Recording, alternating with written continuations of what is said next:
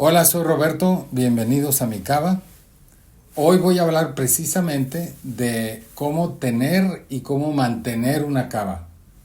Obviamente, una cava puede ser de 50 vinos, de 40 vinos, de 100 vinos, de 5,000 vinos. Eso depende mucho de cuánto quiere uno guardar, cuánto uno puede uno consumir y cuánto vale la pena tener, porque tampoco vale la pena tener demasiados vinos que uno no se va a poder tomar, ¿verdad? A menos que uno quiera coleccionar, y hay gente que colecciona vinos y tiene de todos los años los grandes viñedos, aunque no se los vaya a tomar, pero eso es ya una cosa de coleccionista. En general, digamos, una cava promedio puede ser de entre 100 a 400 botellas. ¿Por qué digo entre 100 y 400 botellas? Porque son las que uno más o menos puede ir consumiendo y reponiendo para una persona normal. Luego, si uno va a hacer grandes fiestas y tiene continuamente grandes festejos, pues se puede implicar otra cosa.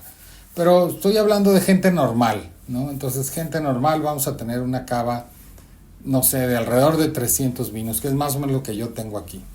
Entonces, ¿cómo tener una cava y cómo mantener una cava?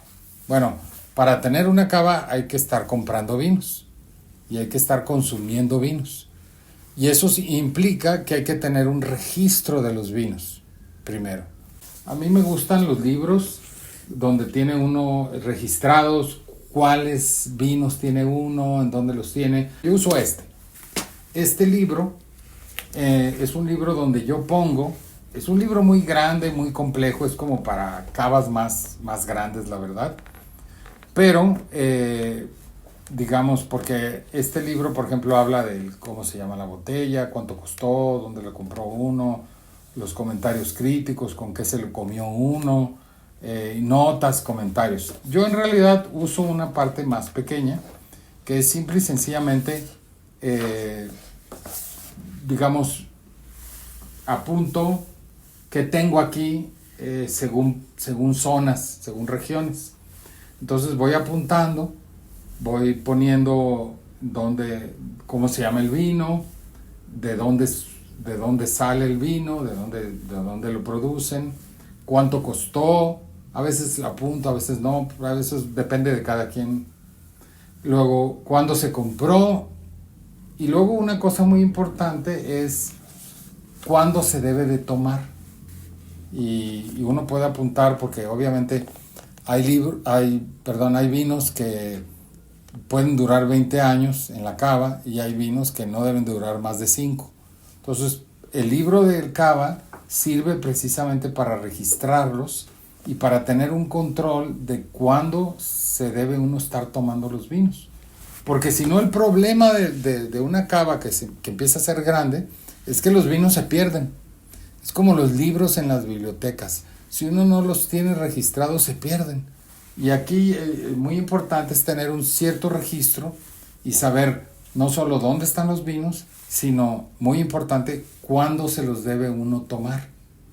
Una vez que uno tiene un vino y empieza a tener uno una cierta cantidad de vinos, uno tiene dificultades para catalogarlos, porque si no se empiezan a mezclar. Si uno tiene vinos chilenos y españoles y argentinos y australianos juntos, luego no los encuentra uno o no sabe dónde están, cómo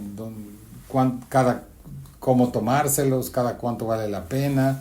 Entonces, lo lógico es que empieza uno a hacer una catalogación y empieza uno a poner vinos según los países, según las regiones generalmente, y luego según los años en que se deben de tomar, no solo los años en que son producidos, sino los años en que se deben tomar, porque puede haber dos vinos que fueron producidos, digamos, en 2020, pero que uno se debe de tomar en 2030 y otro en 2024. Entonces, depende mucho también de eso, dónde uno los coloca y cómo los coloca. Aquí, si ustedes ven, yo tengo una más o menos catalogación regional.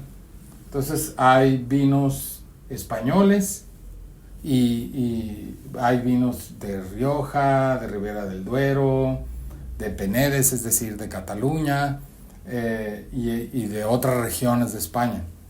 Luego puedo tener vinos australianos y sudafricanos en otra zona. Y luego puede haber vinos franceses. Y franceses obviamente implica que uno tiene que distinguir entre vinos de Burdeos, vinos de Borgoña, vinos de Côte d'Or, vinos del suroeste, o vinos de otras zonas, vinos de Loira, o vinos de otras zonas de Francia. Y eso también uno los tiene como que empezar a distinguir.